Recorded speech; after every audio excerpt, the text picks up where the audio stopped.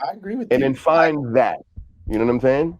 I agree with you. I think that. So Oh, go ahead. Go ahead. no, I was going to say this. So with all the adjustments you talked about, like with hip hop, marriage can do the same thing. She probably should have been doing it. I don't know why, Sure. but should have But it been won't be honest. called. She It should have might be been called trap now. It might not be called hip okay. hop no more. It might be called trap. It might Yeah, be called drill. cool. Cool. Call it whatever you want to. But as far as the marriage, should have been honest from the giddy up. That should have been off rip. Now, if you got into it and you wasn't really honest, then you setting yourself up for failure. But the thing about it, you talk about, I guess, falling out of love. But there's certain things that go on in your life because life is on life, right? There's certain things that go on in your life that can allow you to fall back in love or to have that feeling again. It could be a tragic situation that will bring you and Trauma. your significant other back together. You know what I'm saying? A loss of a family member or something like that. And it Trauma bond. reminds you, hey, call it what you want to, but that's at least you are bringing something back together because of the situation or whatever the situation is. When people, like I said earlier, make divorce as an option, then guess what? They're going to use that as a go-to move. Yeah, I'm not feeling it anymore. Okay, why aren't you feeling it? Have a conversation with your significant other and talk it out and be honest. You know what I'm saying? Allow your person to be honest. Allow them to have the space to be honest with you and forthright. And whoever that other person is, be okay with the results and what they have to say. And then try to figure it out from there.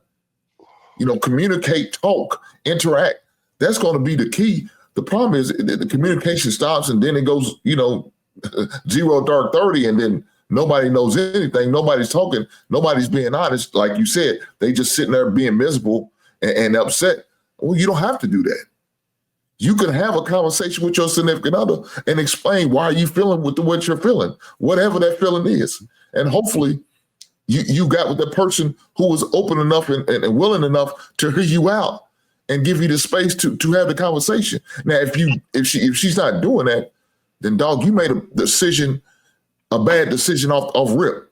Because it's not going 20 years later, she's not all of a sudden changing out. She was like that 20 years ago. You chose her for other reasons besides her being open and honest and allowing you to have the space to say what you need to say and be you. I'll leave it there. So what do you think about that what he just said, where people enter marriages with false like pretenses and expectations, so when the real life stuff happens, they're not prepared because, you know, I divorce is on think the table and I think if it'll work in the way Hank says, if you two have that same program. So if you both have that program that you want to be in that, I think then sure it could work. Absolutely. I just I don't think, think. oh sorry. No, go ahead. I can land there.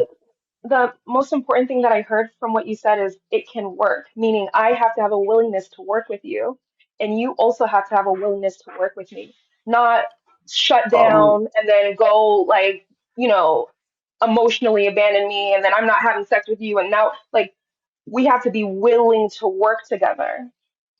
I was speaking of probability, meaning like it can work, like, but I wasn't necessarily saying that I think it most likely will, but I think it can. The option is there. Yeah. Yeah, I I think just don't think people are I single by choice. I agree Go with ahead. what you said, and man, it's such a great conversation because what I think we're seeing is that we're admitting that there needs to be progress. I've been privileged enough to watch married couples for years. My mom and dad have been married 42 years. They have a marriage ministry, all that stuff. And what I can overwhelmingly tell you is that exactly what Klaus said is what happens. People arrive in a relationship like marriage and think that marriage, the title, has an autonomous function, that it Mhm. requires no development, no maturation, no communication. So they arrive at the commitment, the party, the status, but they don't work. And they definitely don't work once it gets to a point to where it gets real. I've observed this for years. Couples don't get intimate. They're not honest. They don't create the relationship that they want to see. They do what Clout is saying. This facade. We've arrived and that's it. And I think that in order to understand, especially now seeing that marriage is at a 60% failure rate, if you're somebody that wants to take that leap and take the journey, you have to understand that it's going to require some different elements and tools. You want to see it actually work. And I'll land. Yeah. Shanice, you want to chime in?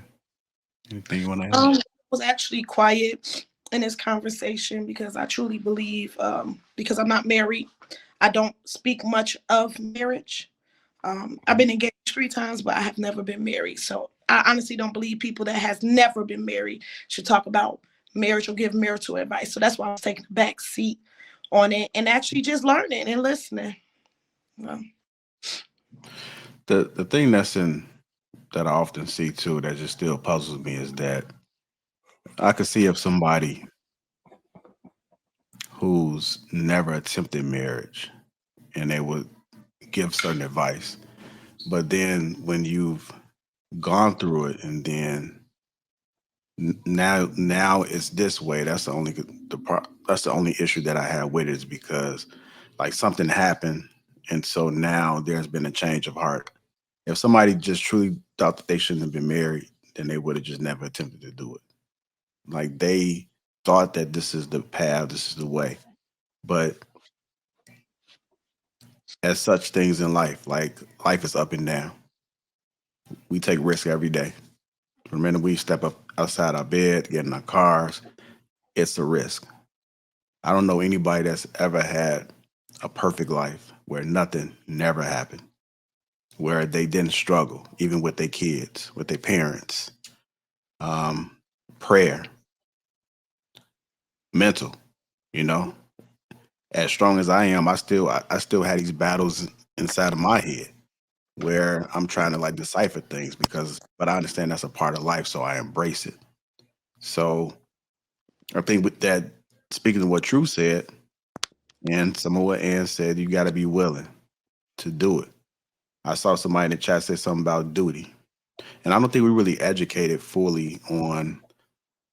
I think a lot of people might have gotten educated as adults, but I don't think the youth really understands that, and that's only if you subscribe to it. But just the basic fundamentals of how this world works, I don't think we have an understanding of it, because when you hear people complain all the goddamn time, it's like, damn, like life is up and down. Like who have you ever seen that didn't struggle in something or couldn't figure it out or had to stay up 24 plus hours just to be able to get through it?